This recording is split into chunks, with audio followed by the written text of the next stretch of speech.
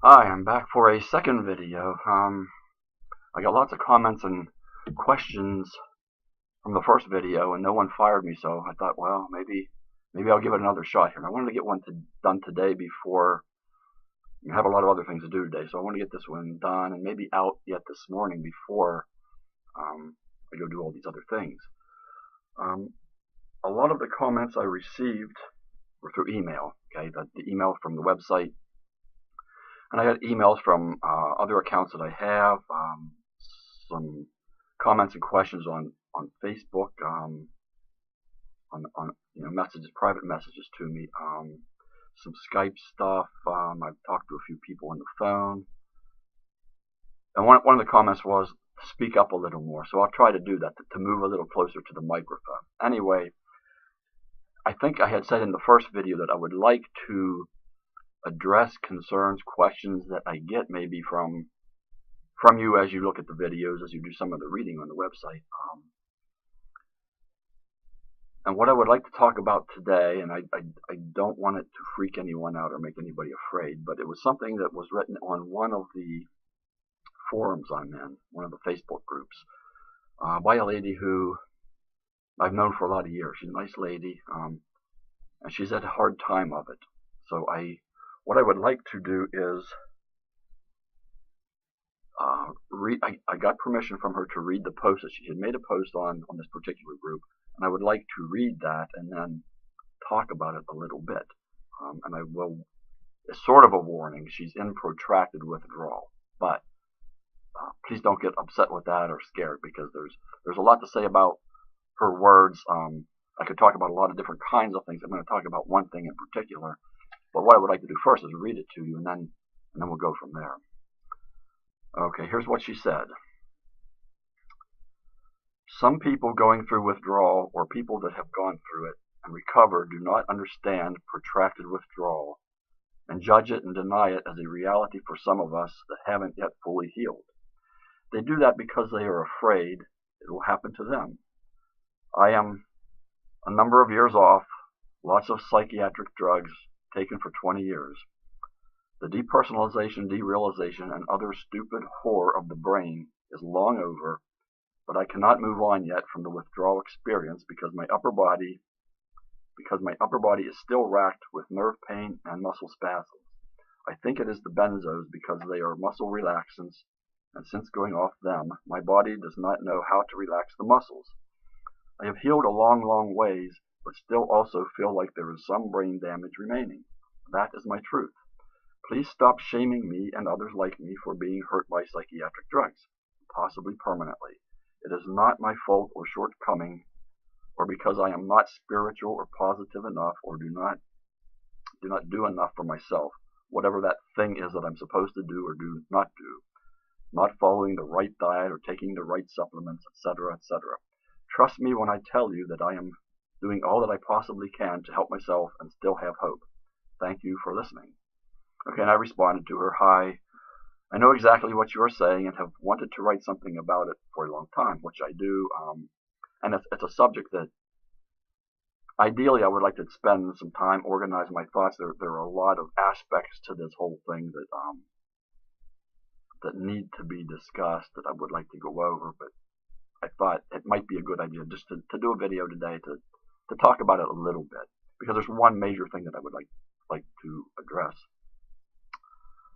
I go on in my message back to her. It's a really touchy subject for reasons I'm sure you understand, and those reasons are people who are early in withdrawal, like the first few months, maybe the first year or so, they freak out, like, well, this person's protracted, I'm never going to be well, it's permanent brain damage, my life is over. Well, that's not true, but you freak out. Okay, but people who are protracted, who have been doing this for a few years or so, they look at people who have healed before them and they freak out. I'm not going to get well, I'm going to be like this forever. So it's just a two-way street, really, and you have to consider that. But and there's a reason, I think, that some people heal rapidly and some people heal later, and we'll get to that. Anyway, I keep going down these rabbit trails, I'm sorry. I keep interrupting myself. Would you mind if I use some of the content of your post, or maybe the whole post, to write about it on my website? Thanks. And then she wrote again, it was an addition, a supplement to her original post. By the way, I just want to add one more piece to the above post. Those who recovered quickly don't have a clue. She's a little angry. Don't have a clue what the rest of us are even talking about when it comes to the extreme severe level of suffering that is being endured both mentally and physically by many of us. When I see people giving credit either to themselves or their diet or supplement or spiritual practice or exercise or God saved them because they have given their lives over to Jesus, it makes me shake my head at the sheer ignorance and ego ownership of success. She makes some good points there. I survived by dissociating from my mind and body. I had an out-of-body experience every day that gave me a break from the torment for a few minutes. I held on to the present moment and blocked all thought from my consciousness as my brain was trying to kill me 24/7. I am so grateful for the will to survive and the strength it took and the commitment and determination I had been given to overcome this great difficulty. Keep going, everyone. You can beat this thing. We will beat this thing together. And I thought that was a very good ending. I don't think she's she's not bitter, I think, at the experience. I think she's more, I understand what she's saying. She's basically addressing people who are either in withdrawal or have gotten through withdrawal, who, especially the people who have gotten through, who say, well, you must be doing something wrong. And I have been one of the people. A lot of times, people who are fairly early in withdrawal, they will come to me and say, well, so-and-so just posted this, and they're like this far out, and they're freaking out. What do you think is... And I tell them that you don't know what's going on in these people's lives. They could be doing thus and such. They could be like, maybe they drank alcohol. Maybe they got floxed by fluoroquinolone antibiotic. Maybe there's something else going on that you just don't know about. But I don't say, I know they are. I don't know either. And oftentimes the person who is protracted, as this lady is talking about, they're still sick. They're still not quite right. She does say the horror story is over. That's over. And I've spoken with her on the phone. I've messaged with her before, and the horror story is over. She went through hell. She really did. But she still has this nerve pain and some other things going on that just it's still there. So anyway, when I was in withdrawal, I can remember many times people who, they were in withdrawal, they were suffering intensely for, at the beginning, like maybe a month or 2, 3 months, and somehow they healed. All of a sudden they healed rapidly and they're well. And they come back and say, well, I did this, whatever they did. They took supplements, they just pulled themselves together, they meditated, they listened to relaxation music, they did guided meditate, whatever. They did something, they give themselves credit.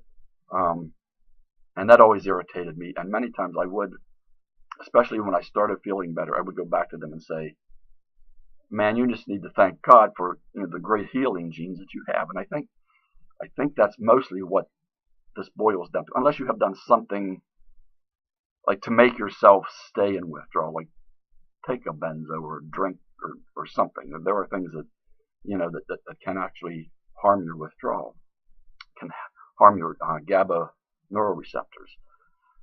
And a lot of people, they come back and it's almost like they taunt you for still being sick.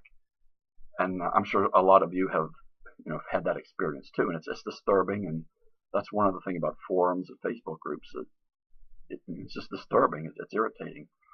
Anyway, the point I want to make about all of this is, and there are many that can be made, we are all different. We say that all the time to each other. We are all different. We all took different medications. We all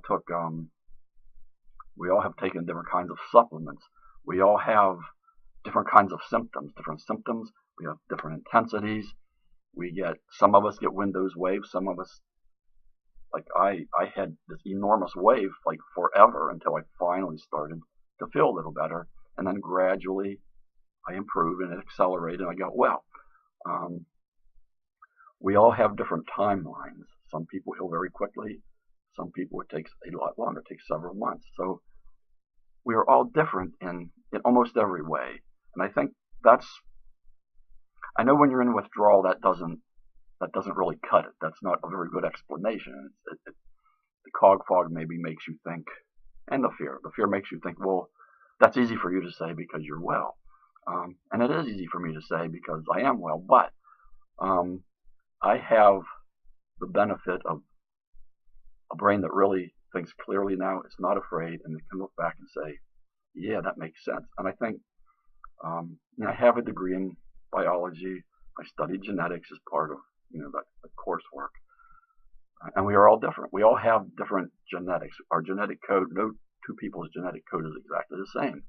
So, which means like our brain, our central nervous system, they're not the same. No two central nervous systems are the same. So we are all going to experience this downregulation of GABA neuroreceptors differently. We're going to heal differently. Our bodies are going to adjust differently. We're going to have different symptoms based on that. It's just the way it is. I'm sure there are other things that can affect how you recover, how you get well. And I talked about them, like drinking coffee, like caffeine. Maybe that that might ramp up symptoms. I don't know exactly, but things that affect GABA neuroreceptors are things that they're going to affect your symptoms in some way. So all of that being said, we're all different. We're different in very many ways. Some of the points she makes here I found pretty interesting. Let me see. I'm doing this on the fly, so you'll have to excuse me. I'm not good at writing notes and then like having it all planned out. Okay, and this is very important. I survived by dissociating from my mind and body. And that sounds weird, and that sounds scary maybe. And for me, I can relate to that. And there's another sentence well, okay, we'll just go with that first. There is a spiritual part to this. When I got out of the hospital, the 3 weeks of suicide watch in the hospital where I had a horrible time, I remember coming home. We had stopped at Wendy's. My wife and I had stopped at Wendy's, got something to eat. We brought it home. I remember sitting on the sofa. I was in a daze, an absolute daze. And my wife said, this is a spiritual journey, right? And even in with a mind that was not working at all, I knew deep inside, yes, there is something spiritual about this. And I won't go any further with defining what that is. There's something. One of the things that I have discovered as I've gotten well is, and this is for me, and I think I would think it's for everybody, but there is this difference between your mind, your brain, your mental capacity, your feelings and your thoughts, and your spirit, your soul, whatever you want to call it, that thing inside you that is you. That's kind of how I look at it. So that when you're in withdrawal, it's all the mental stuff, it's the feelings, it's the thoughts that kind of controls everything, but yet there's still this thing inside. And I think that's what this lady is getting at. You can listen to that thing inside, but not literally with your ears, but it's speaking to you, whatever you want to call it. For me, it was the Holy Spirit, and I know that it was. And I'm not trying to preach or anything. I'm certainly not a preacher. So that's kind of what she's getting at. I think there was something in her other than her brain, her central nervous system, that kept her going, and I can really relate to that. I speak of hope a lot. That's what I do. I encourage. I hope. Give you hope. I try to give you hope. I hope I give you hope. And I think that's what she's talking about. There's this. The hope comes not from your brain, because your brain's all messed up. It's not working properly. The hope comes from something deep inside, and I think that's what she's talking about here. And she goes on to say, I am so grateful for the will to survive and the strength it took and commitment and determination I had been given to overcome this great difficulty. She has been given something, okay? And I think it's true for every one of us that it comes from somewhere. It doesn't come from our brain. It doesn't come from our will. It doesn't come from trying harder. Even though many people will, people who have never been in withdrawal, who don't understand, they don't know the pain, they will say, well, you need to do this, you need to go out and do things with people, you'll start to feel better. Well, that's baloney, because I did go out and try to do things with people, and it often made me much worse. You need to eat a better diet. You need to go out and do some exercise. Go take a 45-minute walk. Well, that's easy for them to say. They just don't know. So it's not that. There's something that keeps you going, that makes you continue on. And I can't verbalize that, because it's a spiritual thing. I can't tell you what it is, but it's where hope resides. And I've written about that in my book and lots of stuff I've written. So I think the thing that gets us through is not, we get each other through, okay, too. That's part of this, too. I mean, there's this something else, spiritual soul thing. But I think part of that is when we help each other, there's a spiritual soul thing where our spirit, our soul is like we're communicating with each other. We're encouraging each other. And that's so important in this. That's what gets you through. It is. But I don't know how to put that into words. I don't know how to describe it. So that's part of all of this. And we are all different. That's a biggie, because we are all different. We heal differently, okay? That's one of the points. And I wasn't going to talk about the spiritual soul thing here, but I think it's important. It's and how you call upon that spirit, I don't know. I have helped hundreds of people through this. I get dozens of messages every day. People who, when you read one of their messages, or when they leave a message on my telephone answering machine, and when I hear it, it doesn't bother me so much, because I've dealt with so many people going through withdrawal. But like when my wife hears it, it's like, oh, this person's like, they're not going to make it. You have to hurry up and call them back. Well, and I have learned, no, almost everyone has. You have this thing inside of you which you keep going. You just keep going, and it has something to do with hope and encouragement. And I've read every day. I get messages. I can't go on anymore. I can't take this another minute. And I felt that too, and I said it many, many times. I posted it many times. I can't do this anymore. I can't. But you can. You can, and you do it. And I think for me, and I'm going off on like different things here. I should probably write down what I want to say. But anyway, for me it was, and I know you've heard this, living a day at a time, a moment at a time. Try to live the moment. Don't think about what's it going to be like tomorrow. What's next week going to be like? What if I am in this for 2 more years? You can't. And I know it's hard. I know it's hard not to look forward and think, well, my life's crap now. Is it going to be crap for 2 more years? And I know it's hard not to not do that. But you have to try. You have to just try. And keep hope alive, like by like watching a video by someone like me. That's hard to imagine somebody would want to do that, and by reading hopeful things and encouraging things, that's how you get through. It's like boom, boom. I mean, I did it with the success stories. I've talked about this many times. That was the highlight of my life. Every day at 3 o'clock, sit down in the chair right over here, read the success stories, because there would always be that little glimmer of like, yeah, they're telling me something here. I like what I'm hearing. And you hope they're not lying, and they're not lying. That's what got me through. Maybe listening to me, like, well, Don did this, maybe I can do it too. And you can. You absolutely can. So I've talked probably enough here for now. There's so many more things that I can talk about. I got a lot of comments from you and questions and so forth that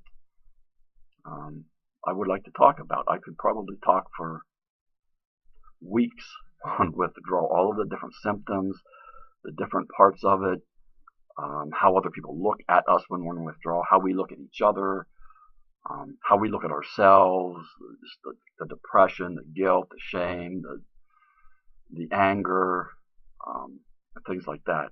But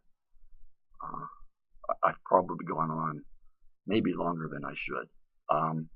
So I'm hoping I'm speaking louder for you this time, and that you're getting something out of this. And just hold on, just hang on. You're going to get there. You can do this. I did it. There's nothing special about me. You can do it too. Hang on. I promise you, you will get better. All you have to do is hang on. Keep yourself alive. Survive. You're going to be there. You're going to be right here with me. Thank you for listening to me. See you next time. Bye-bye.